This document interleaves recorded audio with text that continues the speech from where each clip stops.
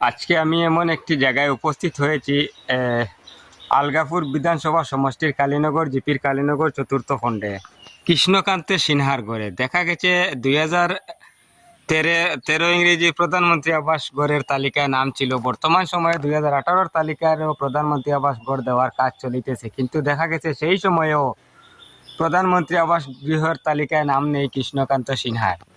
তিনজনের পরিবার নিয়ে দিন কাটাচ্ছেন অসহায় কৃষ্ণকান্ত সিনহা।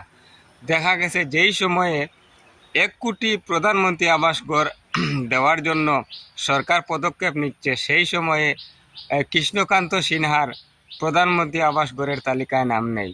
আমি রুজি রোজগার করে খাই, আর রুজি রোজগার করে খাই, এই পয়সা দিয়ে তো ঘর মেনটেন হয় না, আর ঘর বানানিও যায় না। এই অবস্থায় এই ঘরের অবস্থা ফ্লাডে 2বার ডুবাইলো, আবার ডুবাইয়ে অবস্থা নাই। আগের বার ফ্লাডে ডুবাইছিল, ঘর ভাঙ্গি পড়ে গেছিলো, এইখানেই বানাইছিলাম। এইটা ভাঙ্গার পরে এই খুঁটা ছুটা লাগাইয়া সেইখানে উঠানে বানাইলাম একটা ঘর। উঠানে বানানোর পরে দেখলাম যে আমার সেইখানে খালি জলের চুয়া জলের যে ওই থাকা যান না, এই অবস্থা আমার অবস্থাটা। কিন্তু সরকারি তরফে সরকারে দের ঘর, কিন্তু আমি রীতিমতন অ্যাপ্লাই করছি, কাগজ দিয়েছি, কিন্তু এইটাই হয়নি, আমার ঘর আই না। হ্যাঁ, তো এর জন্য মানে আমি আপনারে ডাকলাম বক্তব্য মানে গাইবার লাগি। এইটা সরকারে তো দেখে দিছে, আমি রেশন পাই আর অরুণোদয় পাই, এইটা দিয়া আর রুজি রোজগার, গ্রামে তো রুজি রোজগার নাই। তো এইটা মানে কোনো স্বরূপ মানে 2 দিন 3 দিন পরে একটা পাই, এটা দিয়া কোনো স্বরূপ মেনটেন করিয়া চলতে আসি।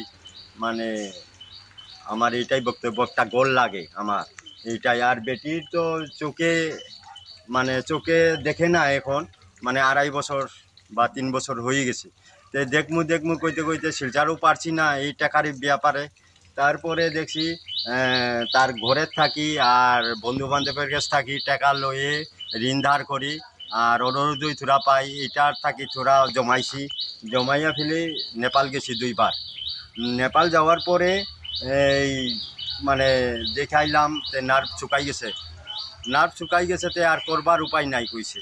তারপরে এই আমি ফালে এলাম, ওষুধ দিয়া তাজা হয়নি কইয়া দেখছি। দুইবার দেখলাম, কিন্তু দেখিয়াও হয়নি ওষুধে কাম, আর এইটা নার্ভ শুকাই গেছে, আর হইতো না কইছে। আর 3 বাটের 1 বাট একটা চৌক আছে, আর একটা কেটা পই গেছে। একবারও 3 বাটর মানে একটুক আছে। আচ্ছা, আপনার নাম কিতা? আমার নাম কৃষ্ণকান্ত সিংহ। আপনার আপনার গড়টা কোন জায়গায় পড়ে? কালীনগর পাটপুরে। আচ্ছা, আপনার পরিবারও মানুষ কতজন? 3 জন আছি এখন, আগে তো 4 জন আসলাম।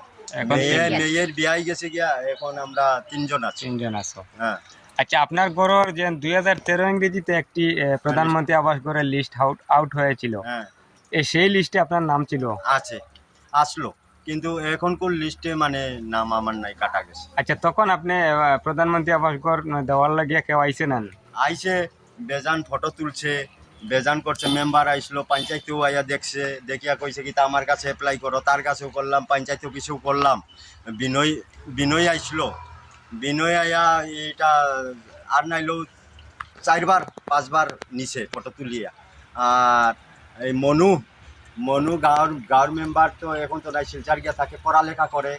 তে বাচ্চারা কইয়া হে বাসাটা আছে, এখন গড় পাইবাই কইছে, কিন্তু পাইনি গড়ে। এইরকম অবস্থা কিতা, এটা আমি তো আনপড় গাবারা বেটা, এখন কি কোন জায়গায় দৌড়াইতে লাগে, কি করতে লাগে, এটা তো আমি জানি না। পঞ্চায়েত অফিসেও বেজান দিছি কাগজ বিনয়ের কাছে, কিন্তু গড় তো হয়নি। আচ্ছা, 2018 ইংরেজিতে আরেকটি লিস্ট আউট হয়েছে প্রধানমন্ত্রী আবাস যোজনার। বর্তমানে সেই লিস্ট অনুযায়ী এই প্রধানমন্ত্রী আবাস যোজনা দেওয়া চলিতেছে। তো আপনি সেই লিস্টে আপনার নাম আছে কিনা? নাই। আপনি বিনয়ের কাছে যাচ করেছি, আরও মনুর কাছেও যাচ করেছি, বহুত জনের কাছে। খালি আইব তোমার আবাস যোজনা দিব, পরে অ্যাপ্লাই করো, আবার অনলাইনে করো। অনলাইন তো এখানে হই না কইছে, গ্রামে টাউনের হইতেছে, এইরকম কর। তো এখন আমি আমার উপায়টা দেখেন, গরুর বাঙ্গিয়া একদম শেষ পচিয়া আবার গোবর হয়ে গেছে, জলে ডুবাইয়া। তো এইটা কি করি আমার? আপনার এই বছরের ফ্লাডের সময় আপনার ঘর ডুবাইছে? ঘর 2বার ডুবাইছি। আমি চাইতেছি আমার গড় একটা লাগে, আমার থাকবার মতন একটা। আর তো আমি কিছু আর আমার তো আর কি লাগে, এইটাই। আমি গড়ের থাকতাম তো দিনভর কষ্ট করি, ইয়া ঝুপড়ি একটা তো থাকতে লাগে, এইটা এইটা আমার লাগে, এই একটা আবেদন আমার।